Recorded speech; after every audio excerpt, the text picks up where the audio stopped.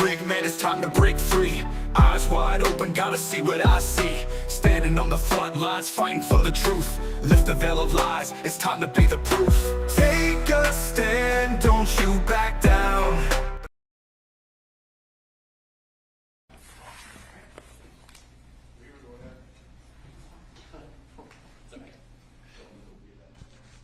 What's that? Go as long as you intend to, and if we need, when we get past 5:15 or so, come to a logical conclusion. Unless you think we can wrap up by 5:30. I don't know. I'm not anticipating that it's gonna happen. Just You never know. You never know. We're all pretty tired. All right, Detective Hayes. I don't think I need to introduce myself. We've been sitting here together now for 2.5 weeks. So I'm going to go ahead and go back to the beginning of your involvement in this case. Okay. And so that was roughly 1:30 on the 5th, correct? Roughly, yes. Roughly. And what were you doing earlier in the day? Just a normal day at the office. We just finished lunch. We usually went to lunch around 11:30. So. What did the call sound like? I mean, you gave a little bit of a rendition, but what did you think you were coming up on? Coming up to an accident that someone had a medical episode and fallen into a brush fire. Okay. And did you and Kuykendall typically work together back then? Yes. So, like every case, would you have called yourselves partners? Because I think you said you guys were not partners. We would help each other. So we were the two people in the day shift, what we called the person's unit. It was just me and him. That was it. So if we needed help and the other wasn't busy, our desks were next to. I think I sat in front of him. He was right behind me. So. Okay. But you weren't his boss. Correct. Okay. But you were, in this case, Hans looked at you and said, "You're going to do this one." Correct. You're the lead. Correct. How quickly was that from the time you responded? Was Hans already there? Yeah, it happened on scene. Kuykendall and I had shown up. We called back to the office and said, this is not, this is more than what we thought it was. It appears to be more than what we thought it was. And that's when more people started coming. So you and Hans were there, or you were there before basically all of Cherokee County got there. Y'all were some of the first responding from Cherokee SO. Uniform patrols on scene of the Free Home Precinct. They're the local responders. We were coming all the way from Woodstock. That's where our office is, the Criminal Investigation Office. So we were the first members of Criminal Investigations that arrived on scene. Okay. Why did he pick you to be the lead? I don't know. What was the normal way of assigning cases back then?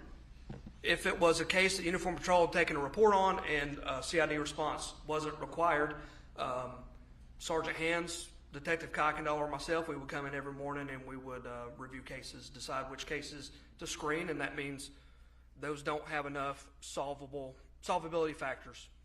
We're not going to work it. So we screen those. We kind of get those off the list, and then you go through the list and decide what can be worked, what needs to be prioritized, and things along those lines. If it's an active scene, we respond and a supervisor makes a decision on the scene. So you guys get there, you're assigned, but you'd already been down to the burn pile. Yes. Right. And what did you tell, you're the one that called in and said, look, we think this is more than simply an accident.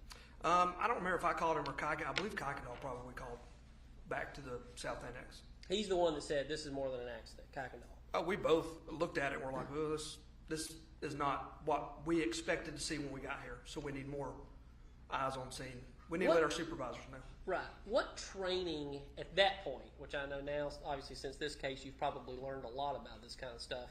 But at that point, what training did you have in bodies being destroyed by fire?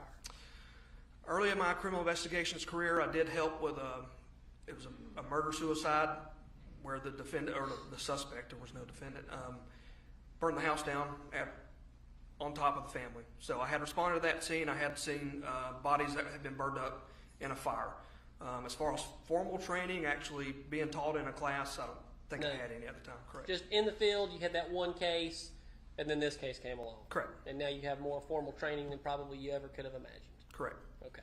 All right. So you then tell me about you kind of parsing apart the people that you saw. Who did you see first? The first person that you spoke to that day in the family. I walked up, and most of the family that was there was hanging out in the driveway area. I saw them, didn't know who they were at first. Walked past them, to go talk to my law enforcement partners that were on the scene to figure out. Pinion was there. Kind of size. He wasn't there yet. Okay. So at the time, Pinion was my captain, so he was the highest ranking. He was a CID commander, so he would have been doing whatever he was doing. He may have been at the office. I don't recall. But you follow the chain of command. We would call back. Our direct supervisor was Sergeant Hands. We told him what we had. Then he would make his notifications above him. And above him was Pinion? Ultimately, above him was Pinion, but between him and Pinion would have been Lieutenant Clark. Lieutenant who? Clark, Daryl Clark. All right. Was he on scene? At some point, yes, he came out there. Okay. Now, Pinion came? He did come out. He did. All right. And did Pinion talk to Scott before Kuykendall did? I don't know. From the reports. I mean, because you're the head guy on this case, right? Yeah.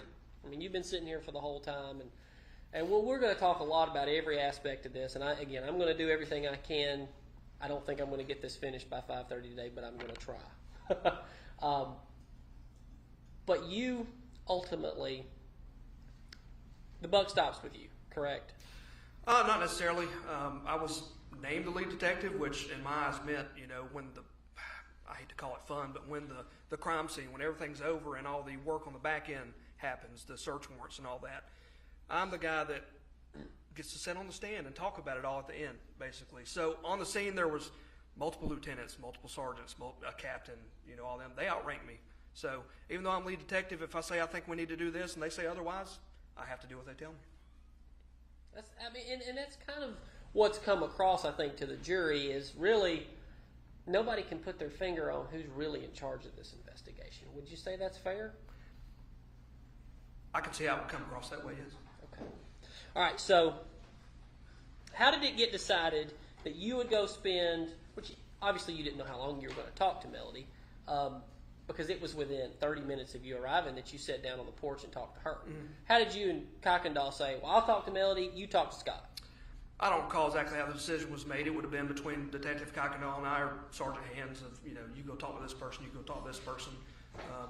Obviously Melody and Scott were the people who lived on the property, so I believe that's why they were chosen to speak with them first. Okay.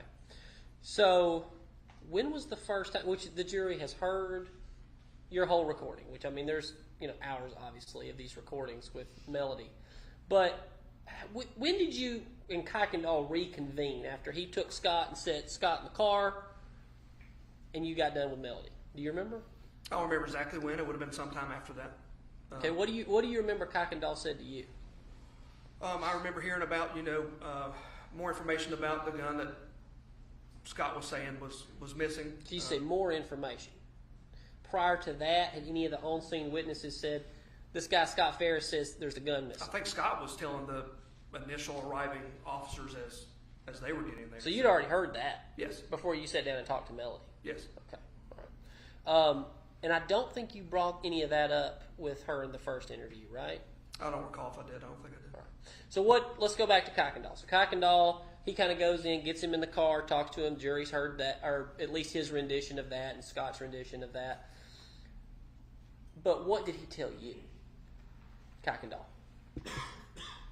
Just a brief overview of what, I don't remember his exact words of what Scott had told him.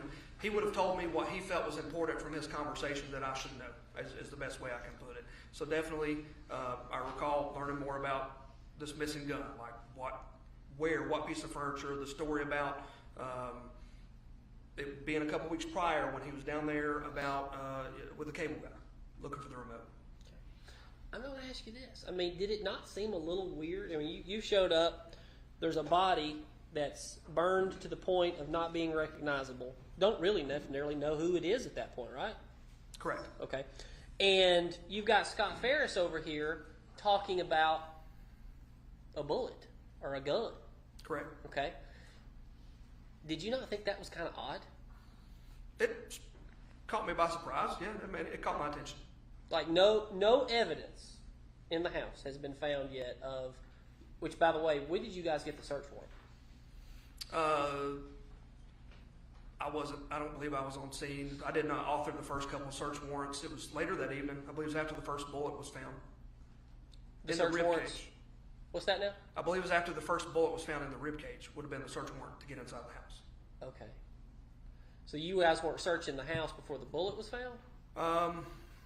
Not inside the house that I recall. Because wasn't the bullet found, we're talking about towards midnight, and Detective Kuykendall had already been in the house, and he'd been on the floor, and he'd found the bullet while you were talking to Melody at one point at the precinct. So we're talking about two different bullets. The bullet I was referring to was the one found in the rib bone that was out in the fire pit.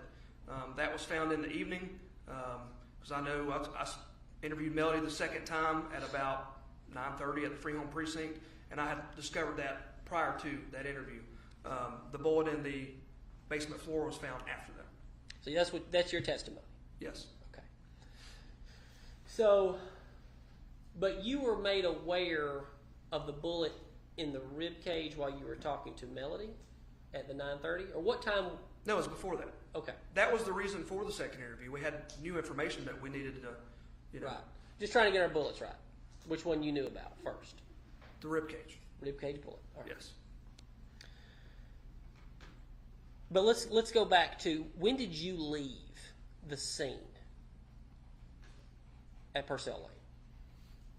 As in to go to Free Home to interview Melody? Yeah. It would have been a little before meeting her there. Okay. So We were on the scene when we discussed going there to be interviewed because she was still hanging out in the driveway. Okay. Was the sun still up? Was the sun still up? Yeah, that's just a good way to tell. It's summertime. Yeah, I don't recall if the sun was still up or not. It was around that dusk, getting around that dusk time based off of the time of my interview with her. All right. So y'all agreed to go over, and you've explained all that to the jury, but where was Kuykendall at that time? I don't know. He was on the scene somewhere doing whatever he had been assigned to do. All right. Going in the house? I'm assuming. That's when he found the bullet? At some point, yes. Okay.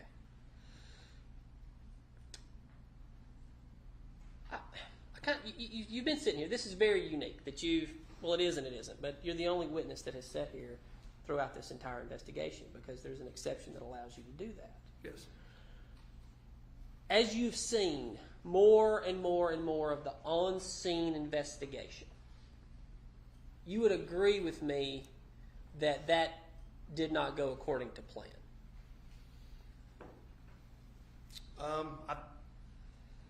I don't know what the initial plan was, so I don't know if it went according to plan or not. Well, you're not a crime scene expert. That's correct. That's not what you do. That's correct. But you knew that these guys, as we've all been sitting here learning throughout this case, that you've got crime scene supplements, detectives supplement crime scene, and they all kind of have to work together towards one goal, right? Correct. But you would agree with me that almost immediately this crime scene kind of devolved into chaos. I wouldn't call it chaos. It's definitely expansive. It was more than we typically handle. Sure. And you had, I believe, Detective Kuykendall. Were you there when he was dispatched to go stand at the tractor? I would have been on scene. I don't recall hearing it or seeing it done. Right. Is it not unusual for a detective who's supposed to be talking to witnesses that all of a sudden this detective, he's going to go over here and stand watch next to a tractor? Unusual? I don't know. You tell me.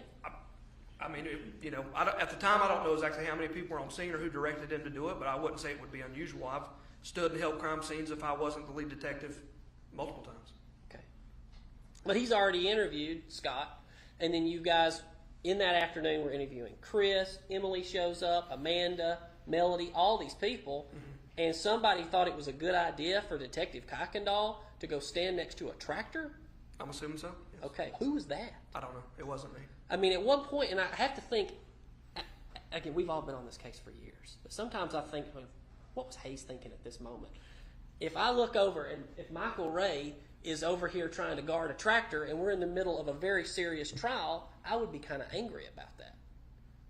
Were you? When you realize your partner is essentially standing next to a tractor? No. I had multiple detectives and investigators on scene that day that were doing different things. So I don't even think like I told you, I don't even think I noticed him missing. I assumed he was out doing whatever he was told. Okay. By somebody else, and we don't know who that was. Correct. All right. I don't know who it is. What's that? I don't know who it was. Right. Who told And me. that's fine. And that's all I'm going for. You don't know, you don't know. When did you first walk in the house? The actual house?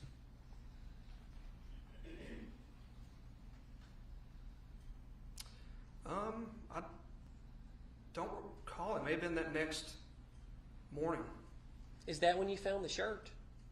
No, I found the shirt on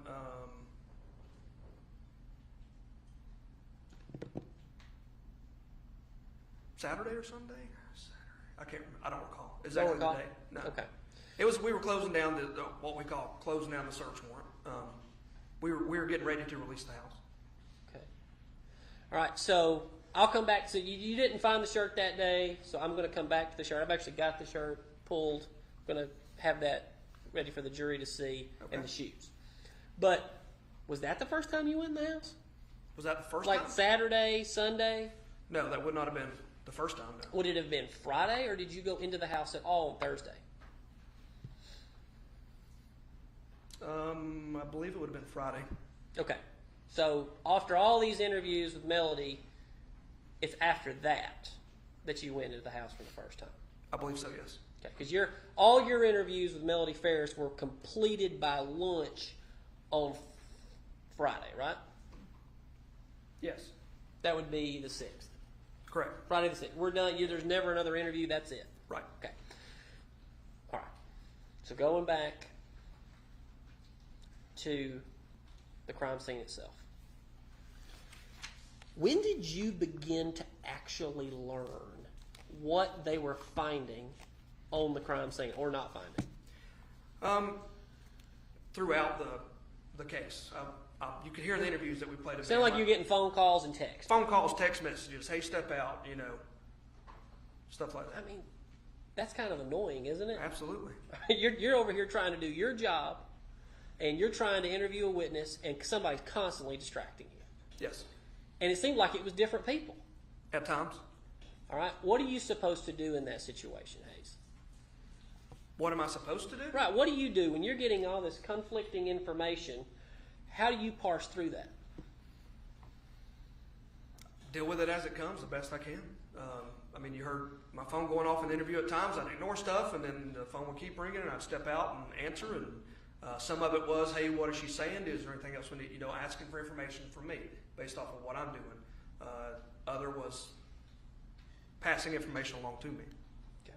And that was information about what? What was the primary bit of information that was being passed along to you while you're interviewing Melody Farris? Which time? The first time. The first interview? The first interview. I don't recall being interrupted too many times the first interview. We were on scene. We had just initially gotten there. I think most of the text messages, I say at the end of the interview, my sergeant's asking me to come down there. It's likely crime scene was getting Which there. Which sergeant was that? It would have been Sergeant Hands. He was Okay. my sergeant at the Okay. time. Yeah. I forgot where I was. He likely, I said in my interview, there goes crime scene truck. They just arrived, stuff like that. So, By the way, where did that crime scene, did it just drive back there all the way down? its initial response, I don't recall. At some point, it was back down in the backyard, I'd say halfway between the back of the house and the burn pile. So their equipment was close. Did it drive kind of through the grass there? Back on you guys are sitting, and let me pull this up instead of us sitting here and talking about where you may have been.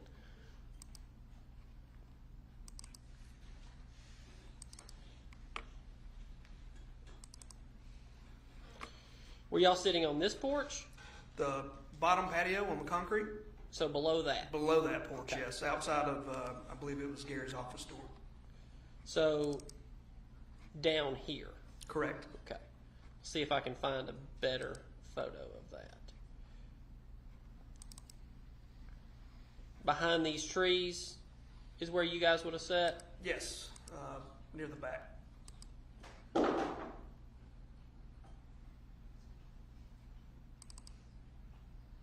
right there. There you go. Yep. Were you in the swing or was Melody?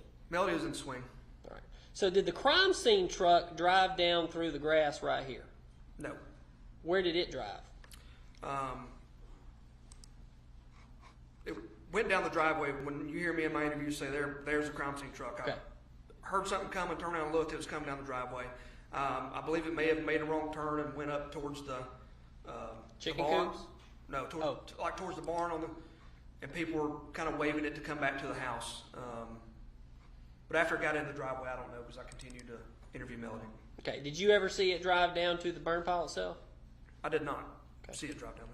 Did you ever go back down to the burn pile after your interview with Melody? No. I did. Right. What was going on down there? Crime scene was there. Phone calls were being made because, again, it's an expansive scene. I think our crime scene unit looked at it and realized, well, we've never handled anything like this either. We need to get an expert or someone that knows more of what they're doing on the phone. Do you know if Shaw was already on the scene at that point? I don't recall if he came with a crime scene truck or drove separate. I don't.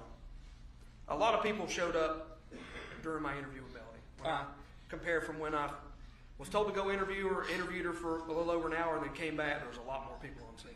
Okay. But Shaw, do you know that he was on scene yet by that point?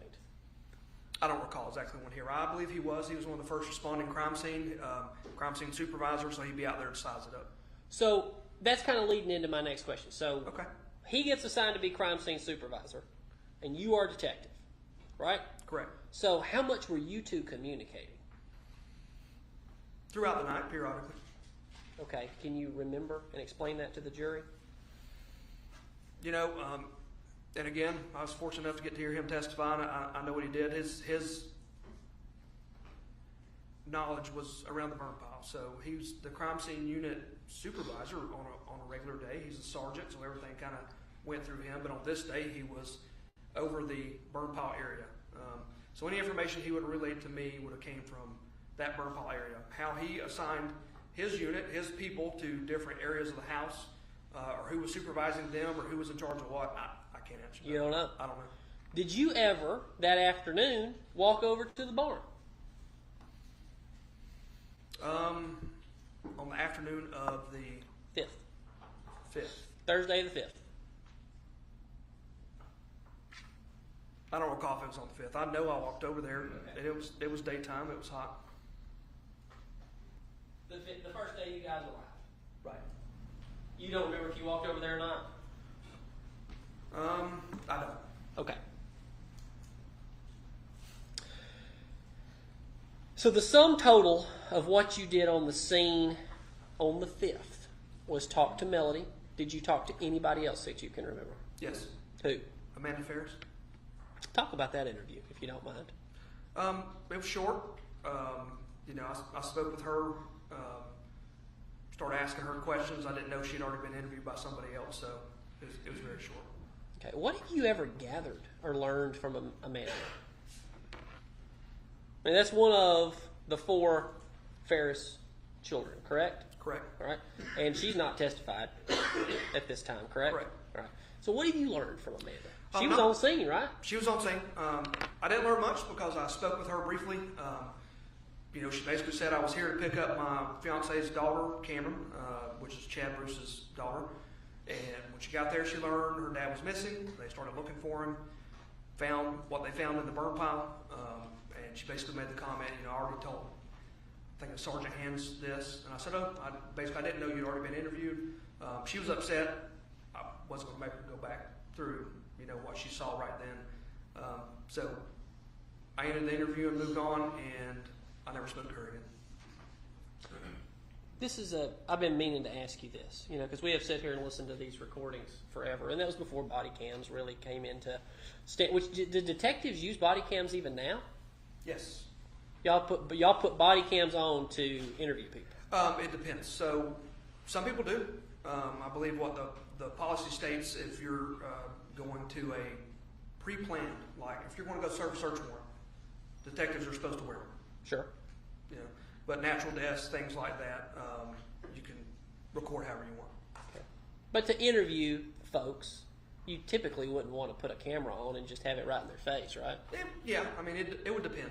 Because in the interview room back at sheriff's office, the cameras aren't out in the open; they're kind of concealed, right? That's correct. All right. So tell me how you put would you just walk up and have it already on and in your pocket, or how would you do that? I typically carried a portfolio type thing. I would open that so I could write and hold it in my hand under it. Sometimes I'd lay it on the pad. You know, it just depend on the circumstance. Sometimes I'd put it on the table. It just depends on the situation. Would your interviewee typically see the recorder or not? Not always. It would depend. Okay. So in this case, with Melody, for example, do you remember what you did with the recorder? I don't recall. I believe in the first interview with her on the back patio, I probably kept it in my padfolio or in the phone. Yeah, it was on me. I wasn't necessarily setting it on the table so she could see it. Right, and that's common practice, right? Yes. And the reason the jury's like, why are you asking this again, John Luke? I don't know that most people are aware that detectives don't get their recorder out and sit it on the table.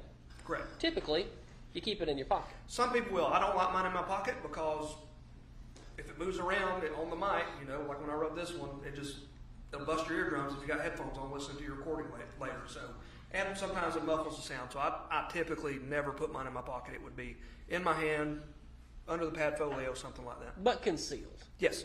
That's part of the practice. Yes. Right. And that's not against the rules. Correct. It's kind of highly encouraged. Correct. Correct. All right. And did you record your interview with Amanda? I believe I did, yes. All right. Did you ever gather from Amanda or anybody else on the scene that she was bringing up the thing Scott was saying about a missing gun? Do you remember that at all? I don't recall. Okay. Did you ever get a chance to take a break during this first 12 hours from 1 in the afternoon to 1 in the morning? Did you ever stop? Not really. I think they brought us pizza to the scene to eat, and just between interviews and you know, watching the crime scene do what they were doing, you know, trying to drink water, but never like go home and sleep for 3 hours break. Now. Did you actually take any breaks at all in the first 24 hours? Any sleep? Yeah. After I interviewed Miss Farris the second time, I interviewed Scott Farris after her.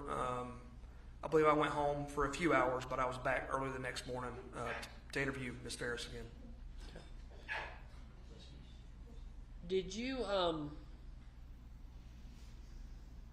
so it's safe to say that you spent the vast majority of the first 24 hours just interviewing witnesses? Correct. When did you get your first actual report from either Shaw or Thrasher or Stewart about what was being found on the crime scene? At some point, Kuykendall told me, obviously, you know, I learned about the bullet that he had found in the basement, and I don't recall exactly. It wasn't long after he found it, you know, because of course that was a pretty big piece of evidence. I believe after I interviewed Melody on Saturday, the last time I interviewed, well, it's been a long time ago, on Friday. The 6th. The 6th, right? Yes, which was my last interview with her that morning. Things started calming down a little bit, and I was able to spend some more time at the scene, finally getting to walk around and see what they were seeing. But what I'm asking is, did Shaw sit down with you and give you a report of what they were doing? When you say report, you like hand me a piece of paper, or No, just it doesn't have to be verbal? a piece of paper. He call you up. Hey, this is what's going on over here. This is what we found. This is what Thrasher found. This is what Stewart found. Did that ever happen? That happened. I don't think it was on Friday. When I say we were doing the walk around through the scene to release it, that was actually with Shaw and Ballard, Lieutenant Ballard. So that was probably Saturday. Yes. Okay. After you interviewed basically all the witnesses in the case. Correct. Don't you think it would have been helpful to you have had to have them been able to get you some of this information sooner than Saturday when y'all are kind of closing the scene down? Sure, hindsight's always 20/20. I mean, Well, I'd like to know everything as soon as it happened, but it just didn't work out that way. But you would have liked it to Sure. have happened. That would have been helpful for you to ask questions, right? Absolutely. It would have been helpful if I could have cloned myself 10 times over and, everything was feeding one brain.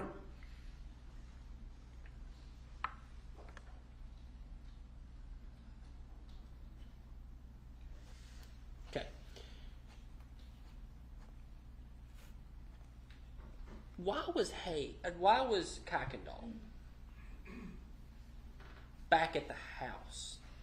This is what I keep getting confused with, because you and him are tasked with this, and you heard him, he uses the word task a lot. I wasn't tasked to do this, I was tasked to do that, and I've still been trying to figure out who was tasking who here. So why was your partner, essentially, your detective partner, going and guarding physical evidence and then going in the house and doing crime scene investigation work and not out interviewing witnesses? But you were staying on task, doing your job, interviewing witnesses, but he's over here doing all kinds of stuff. I don't know. I mean, did that not frustrate you a little bit? I didn't know what was happening at the time. Okay. I was in my interviews. Okay. So tell me, going into the interview, the second interview with Melody at the station. Okay.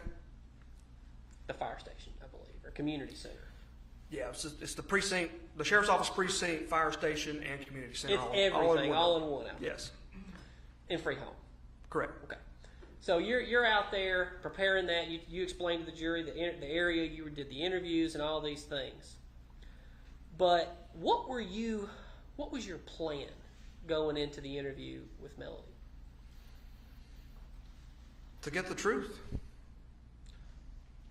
What was your vision of the case? You've been on the case for 10 hours at that point. What was your thoughts? At the time, everybody's pointing fingers at everybody, So I was going in knowing now that Gary had been shot, that we found the bullet. At this time, I didn't know about the bullet in the basement, but I knew that Gary had been shot, so that changed the outlook of the investigation. I'd already spoken with Melody once. Wanted to see what else she knew now that I could present her this new information. Okay. What is your tactic? What would you say your tactics are generally for an interview or an interrogation? My tactics? Yeah. It depends. I like to go in and try to read the people that I'm talking to. I feel like I can read people pretty well. Sometimes people need to be talked to a little more aggressively than others. Sometimes a simple conversation can accomplish the goal. So I'm pretty fluid in that. Okay. So you seem to be, tell me if I'm wrong, but typically yours is a more conversational style. Correct? Correct. And we've all sat here and listened to so many hours of your interviews. You don't seem to be very confrontational, correct? At this time, no. Okay.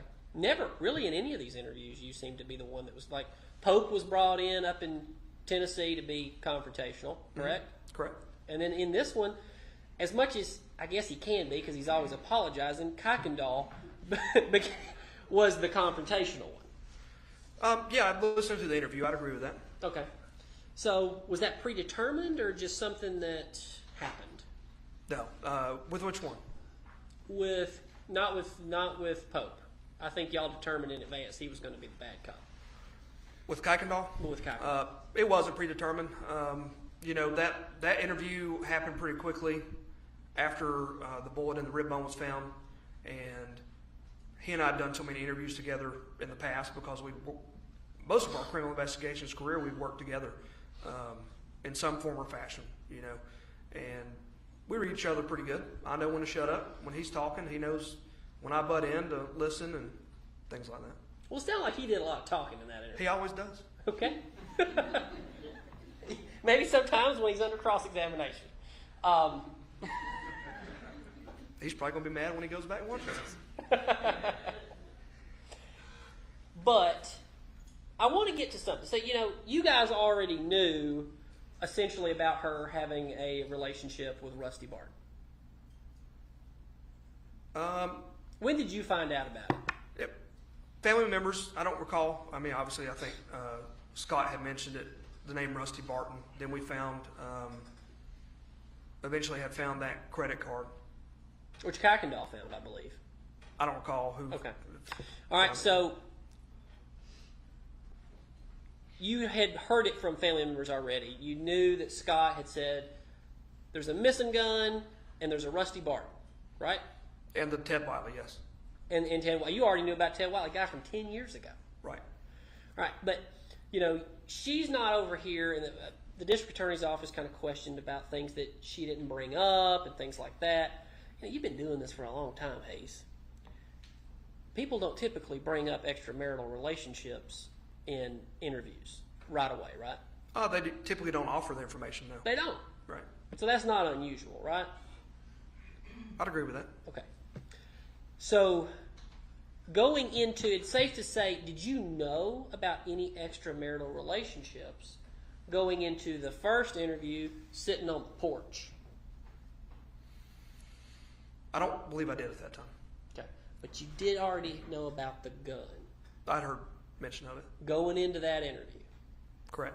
within the first 30 minutes of you being on a crime scene. Correct. Okay.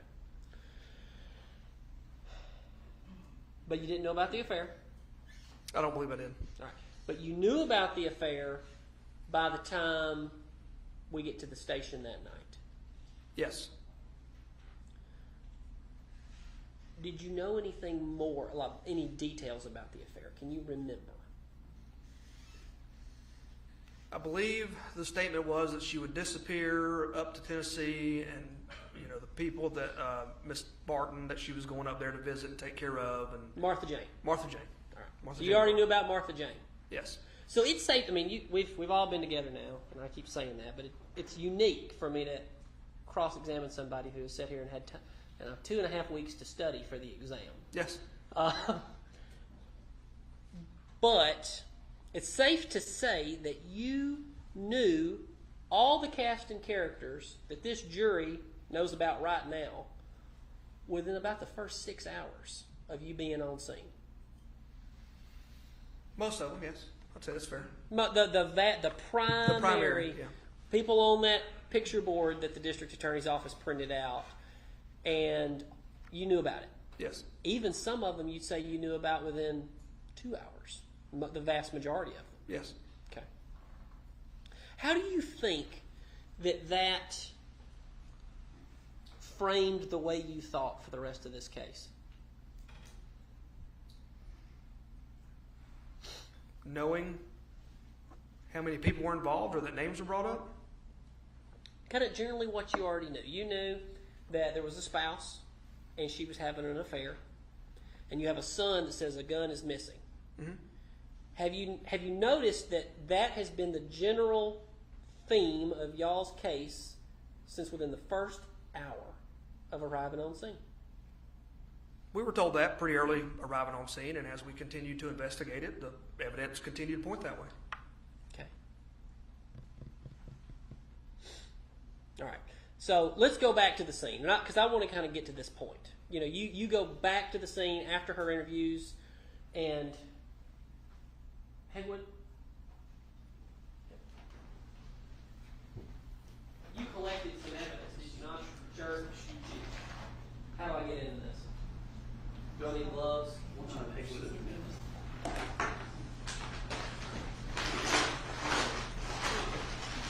And there's some gloves. I have some. Case has gloves in there. There's gloves in this. You probably need some gloves too. We'll get some together.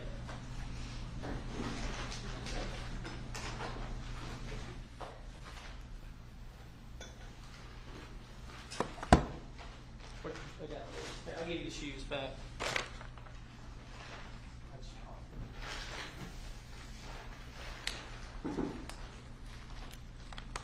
So where were you back when you went back to the house? Where were you in the house when you found this shirt?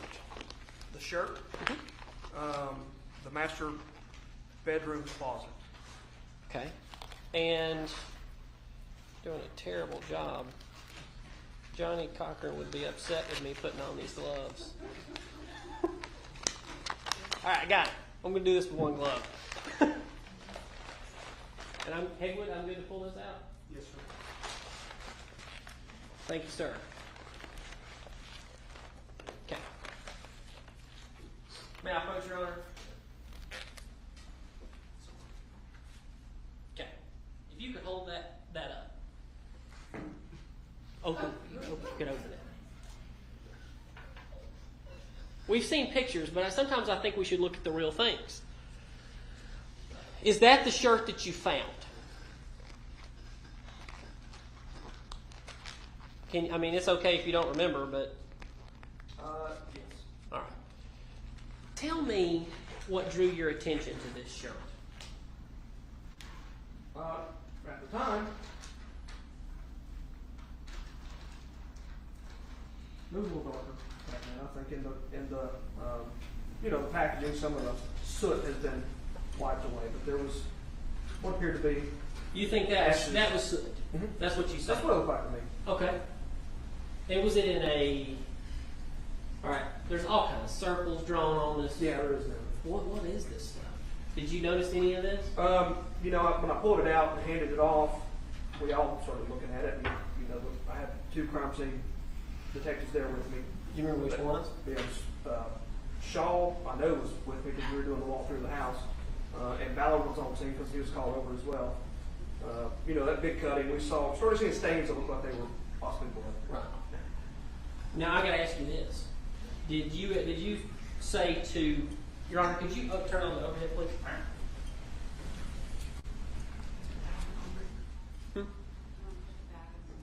Yes, I'll do. I will do whatever you guys think I should do.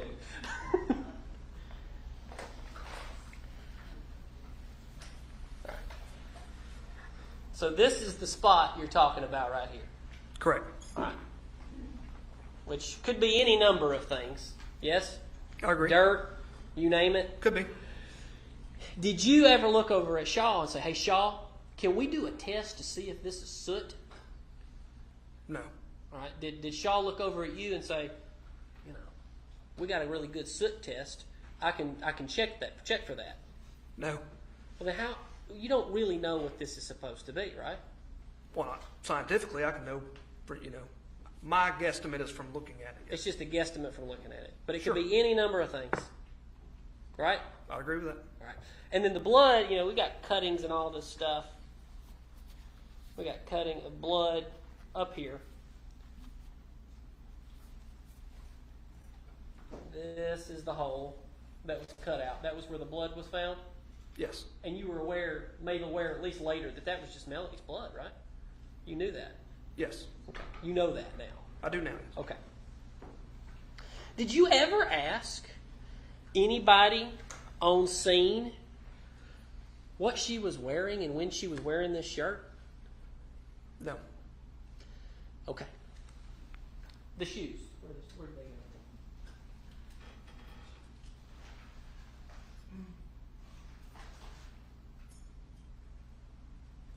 Is there another pair of shoes? There's 2 pairs. I need both. I'm sorry, Edwin. I apologize. All right. These shoes right here. Did you find these? I think you found all the shoes, right? I did. All right. So, what did you notice about these shoes? When I looked at the bottom of them, you could see what appeared to be a blood stain on the bottom. All right. But they hadn't. There was 2 pairs of shoes, both roughly looking like Nikes. Correct. What's that? Small table in the back. The little foldable one? You put this stuff on? Yeah. Bring in the, let's Yeah, let's see. let's take a second. Wait.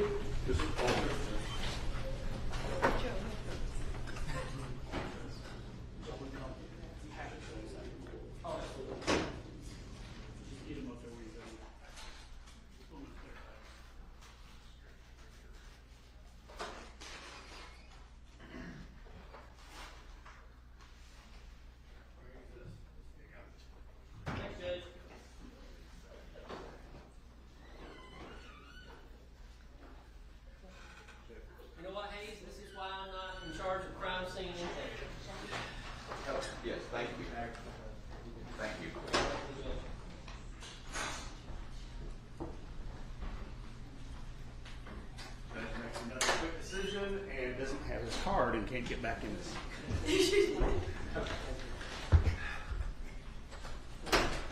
Okay, you can see. All right, so this is the one. Did you find these first? I don't recall which ones I found first. But these were not wet. Correct. This pair was not wet. Okay. But did you find them in the closet or in the mud room? They're in the closet. All right. And nothing, to your knowledge, has been cut from these shoes, right? Correct.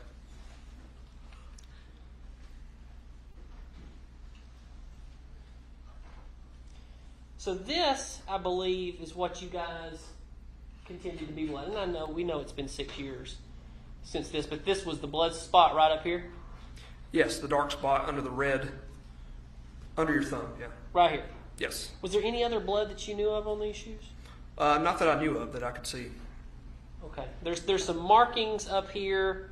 I just didn't know if you made those markings or you had any clue what that... I did not make those markings. All right. And you knew these were ultimately tested, right? Yes. And none of these involved Gary's blood. This is Melody's blood. That's correct. All right. So what did you... you were the detective. What did you think was the cause of this blood on her shoes? I didn't know. I know, when we spoke with her, she had broken some plates around this time frame, and you can hear in one of the interviews she pricked her finger, and she's working out on the farm. I don't know.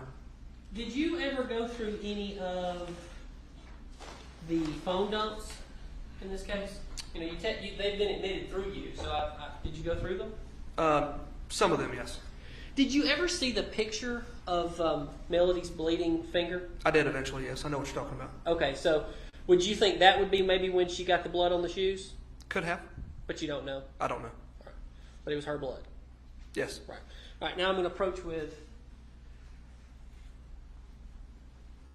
these shoes. So where did you find these? They were all in the closet. I believe there's been photographs shown of them. She had like cubby. I don't know. That's the best way I can describe it. Like cubby holes from elementary school with shoes in them. And I just started grabbing stuff.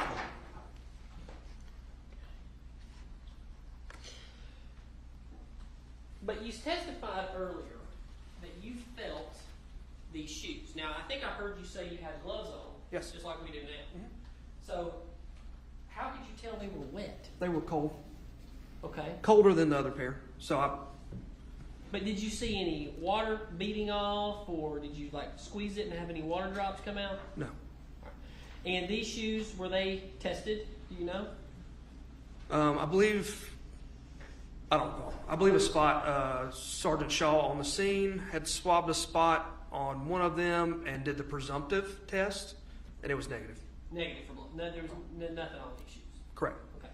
So at this time, Your Honor, I would like to admit Defense Hayes Exhibits 1, which is the shirt, 2, which is the shoes with the blood, and 3, which is the just plain shoes.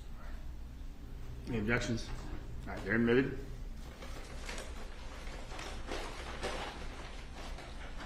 And you know, this is a logical kind of stopping point for me. If we can go for another 30 minutes Okay. or so, let's do it. Okay. But yeah, I knew there'd be no way you know. I'm just trying to find transition points. Okay. I think we can take the gloves off.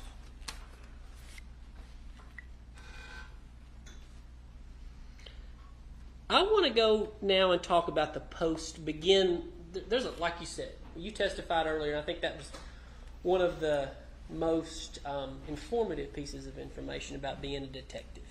You don't get to do any of the fun stuff, and you spend all this time typing up search warrants and keeping this case forever.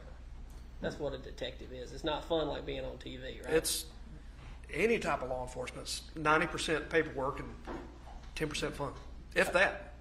Okay. So let's start into that. So you have now interviewed a vast number of people. You have interviewed Melody. So let's go to,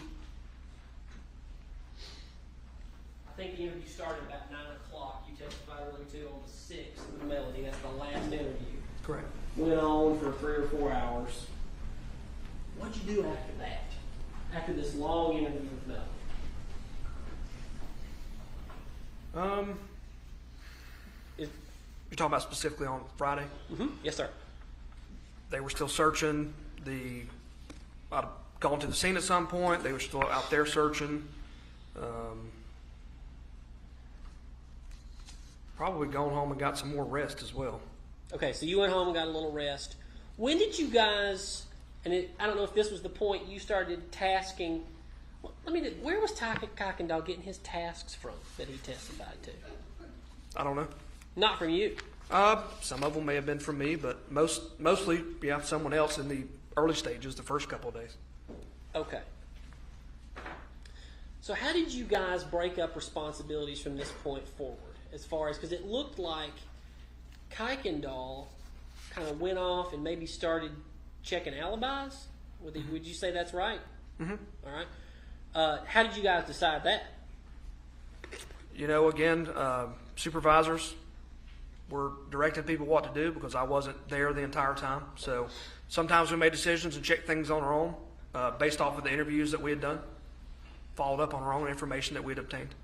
So you would report to Hans, Yes. who was here just the other day. We saw him.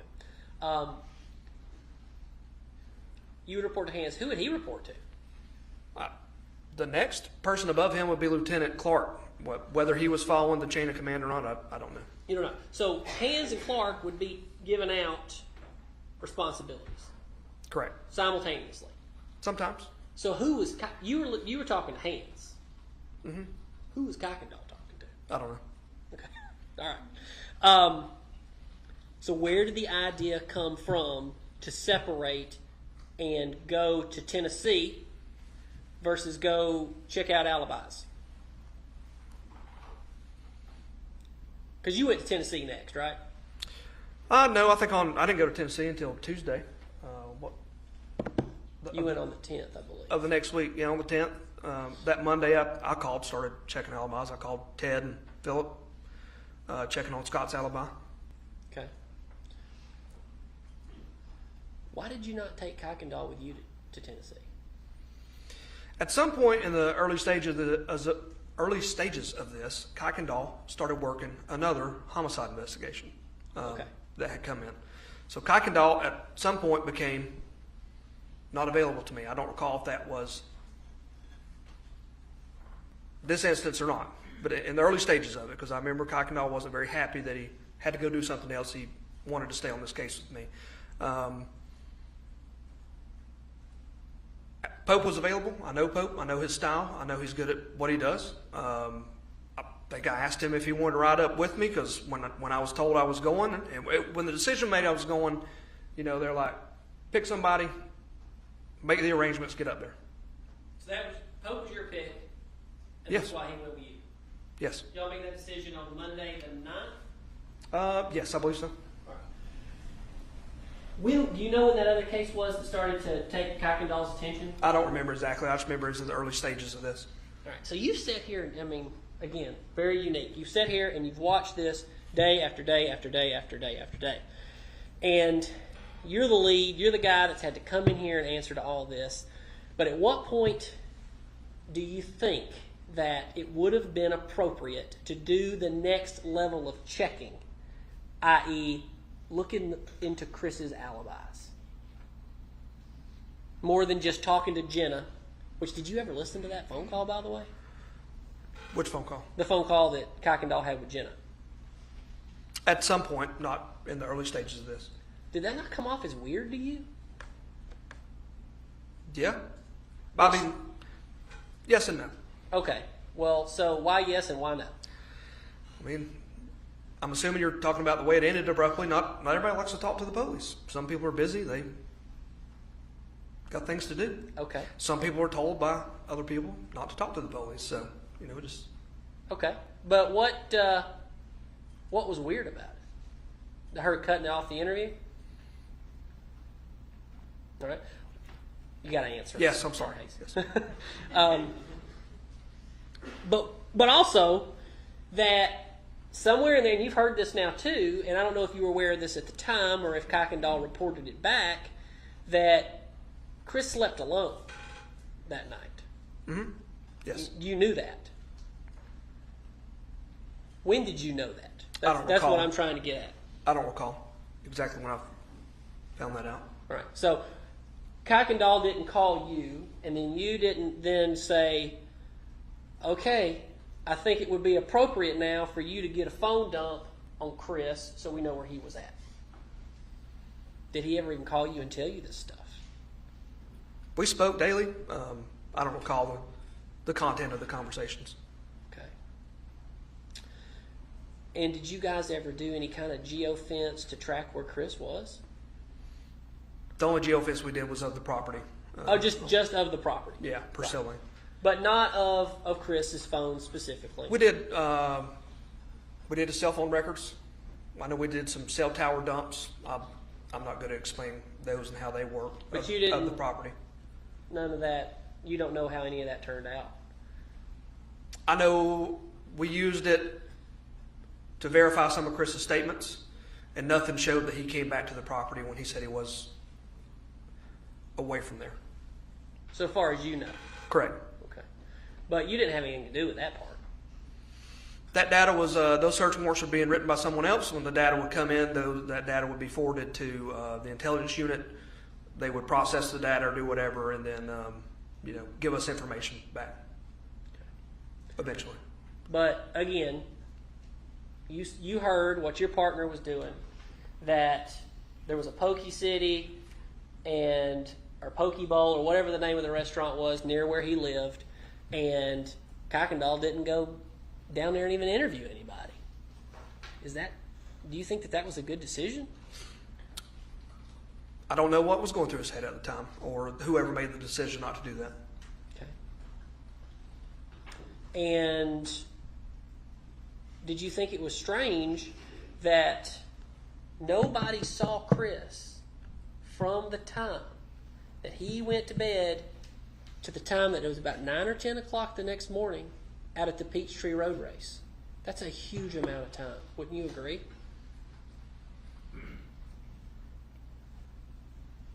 I wouldn't say it's a long amount of time, or an unusual amount of time.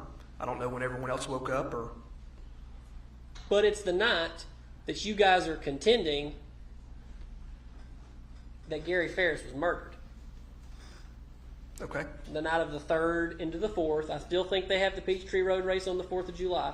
Mm-hmm. I've never made it to the end of the race, so I couldn't tell you for sure. But that was when. That's when you guys are contending, I believe, that this murder happened. Is that right? Correct. And Chris Farris was at the property that day. Correct. And he was the last adult, other than her, to see his father alive. Correct. And you just took him at his word on that? No. And Jenna says, well, I know he didn't leave. But she was asleep. And she didn't know he'd left and went out to the race. Right? That's right. I remember hearing that. Okay. So you're hearing all these things. And, hey, you're up in Tennessee and you're doing everything you can to get information. But your partner that you've left back down here, it just looks to me, and I'm the defense attorney and I've got you guys on cross-examination, it looks like you guys began to totally shift and laser focus and just rush through these other things. But you were focusing in on Melody by that point and just trying to quickly check these boxes, and we're not going to move any further down this road. Would you say that's right? I wouldn't say we're just trying to check boxes. I'd say that we were following the evidence. Right. But you didn't close the boxes is what I'm saying. That's where I'm at. You've got a wide open... You thought you had an alibi. There is no alibi for the hours of bedtime, which we don't really know when that was for Chris, and when his wife and Addison went out and saw him at the race. There's like 11 or 12 hours right there that you guys have got nothing on.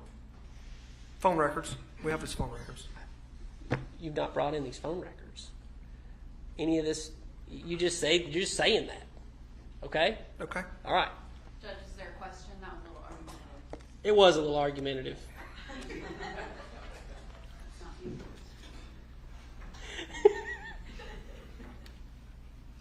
Okay. All right. So when did Kuykendall actually leave the case? Do you know? I don't recall. So at that point, who was your partner? Who was helping you? I had the ability, if I needed help, to ask, to direct it. You know, we went over the rank structure. I was a detective at the time, so I was technically a corporal rank, which outranks a deputy. We had a little bit of authority to, you know, direct people to do things. Even as a lead detective, if you're a investigator deputy rank, you know, they afford you a little bit of, this is more important, I need this. So if I needed someone to do something, I could ask. Let me ask you this. Before I get, I'm getting close to being finished with Kuykendall because he was no longer involved in the case. But what did you do when you found out about Joanne Ward? Did he tell you about that? I don't recall. You don't recall? No. That Gary was having his own extramarital relationships? When you were finding this information out, what were you thinking? It didn't seem important to me at the time that Gary had affairs many, many years ago. You know, at the time, it didn't seem like it would help me solve how he got shot. Did you ever see any of the emails between Joanne Ward and Gary Farris, which were within the week, right there, all the way to the time of his death?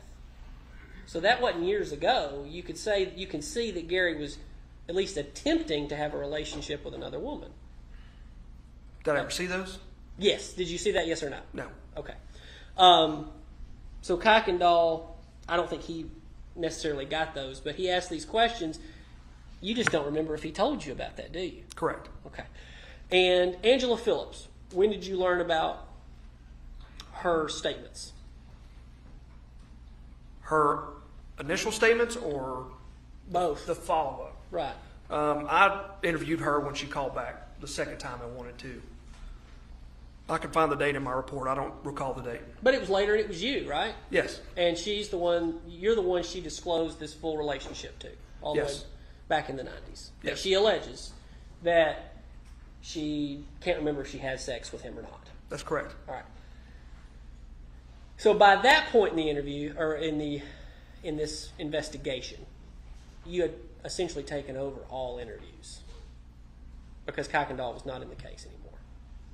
To a point, except for, you know, when Sergeant Pope was helping or anyone else. But you would agree with me that this case is probably the most complex murder case in the history of Cherokee County at this point. During my career, since, you know, from, we'll say 2009 when I went to Uniform Patrol until this point, yes, it's the only one I know of. Okay. And it appears that by mid-July, and tell me if I'm wrong, that by mid-July of 2018, that you have basically been left holding the bag by yourself. I wouldn't say that's true. You know, people were still authoring search warrants. They were getting sent off. Things were happening in the background. As technology evolved and, you know, we switched from old-fashioned police work to now we got all this technology and stuff. There's a lot of people involved in intelligence. You heard Bot Zone come, Kevin at the time, you know, processing, trying to extract information, and that took some time. But they can only do that off of the information that you gather, right?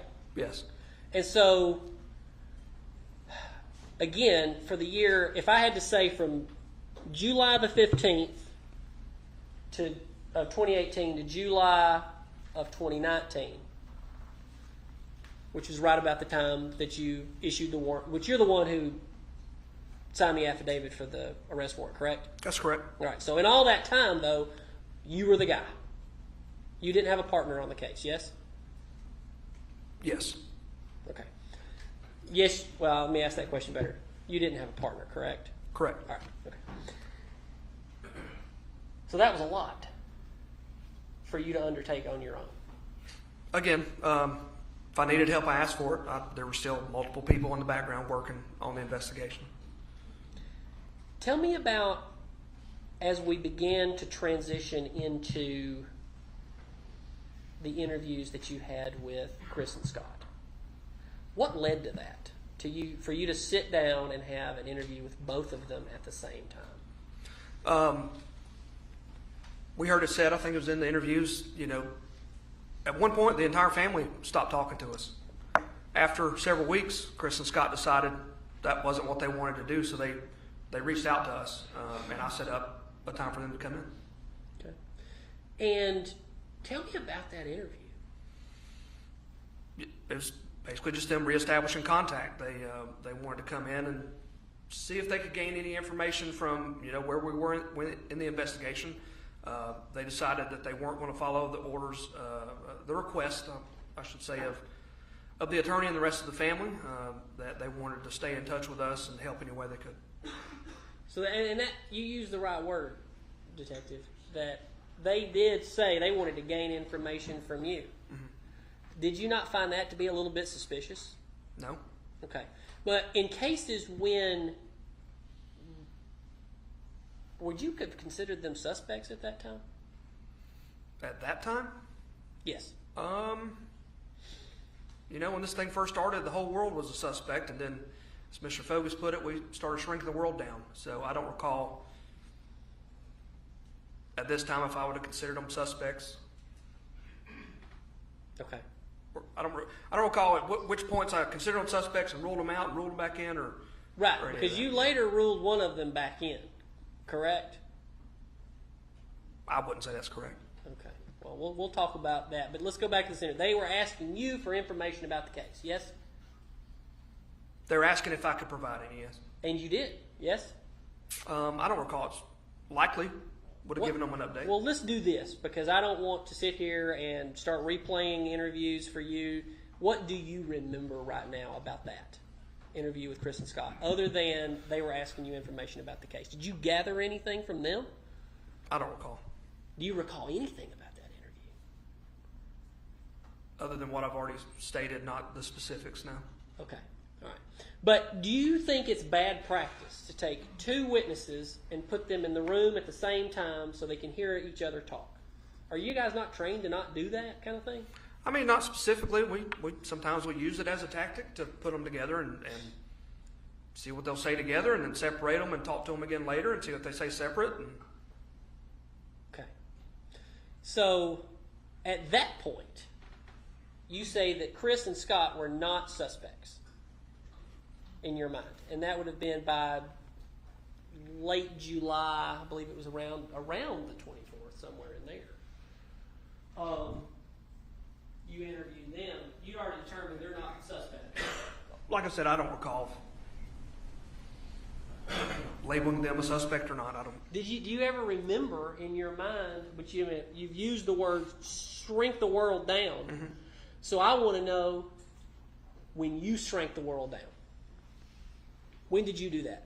Pretty early in the investigation. How early? Within the first couple of weeks. Okay, so I'm out here now talking a couple of weeks out. So somewhere in there, would you said the first day?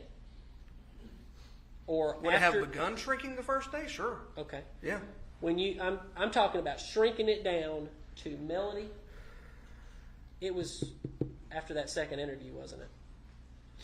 You completely shrunk it down. It was. I mean, she was the only one that we had provable lies. Early on in the investigation, she was being deceptive. So let's talk about that. Okay. So when you have a witness that you believe to be deceptive, which people do that in cases, right? Do people do that? Yeah. Sure. All right. So we've got her lying about an affair, which you charged her with that. Yes. Or she admitted to the affair. Eventually. Essentially within the same conversation, right? Yes. Yeah. But you still charged her with it. Correct. Okay. So you did that, and so because of that, that's her being deceptive in your mind, right? About an affair. Yes. Okay. You would agree with me that an affair is completely proving an affair is not proving a murder. Correct. Okay. Can we end there, Judge? Although I'm concerned about giving you the overnight to recharge, but I don't know that it would make any difference. All right. With that, we'll break for the evening, start back at 9 in the morning. We're gonna bring lunch in for y'all, then we're gonna take our field trip, and then we're gonna excuse y'all for the day. Hopefully we'll be done with this witness by the time we break for our field trip. All right, but maybe not. All right, y'all can be excused. Remember everything I've told y'all about, not looking up anything, talking to anyone, looking up anything, etc. I'll give y'all some specific instructions about the trip tomorrow. All right, y'all can be excused.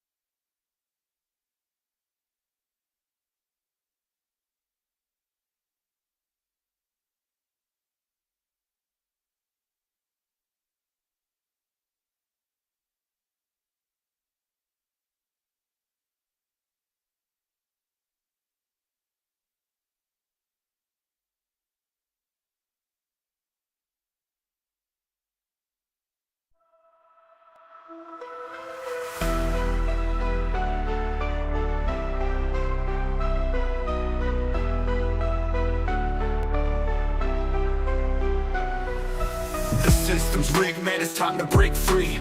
Eyes wide open, gotta see what I see. Standing on the front lines, fighting for the truth. Lift the veil of lies, it's time to be the proof. Take a stand, don't you back down. Raise your voice, let's shake the town. We're the voices that won't be ignored. Breaking chains, yeah, we're ready for war.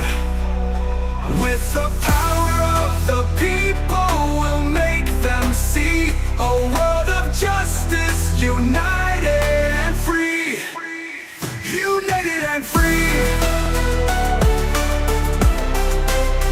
United and free. Marching with a purpose, we're taking it higher. Fighting through the struggle, igniting the fire. No more silence, we'll make the noise loud. Together in this battle, standing strong and proud. Injustice fades when courage aligns. Rise up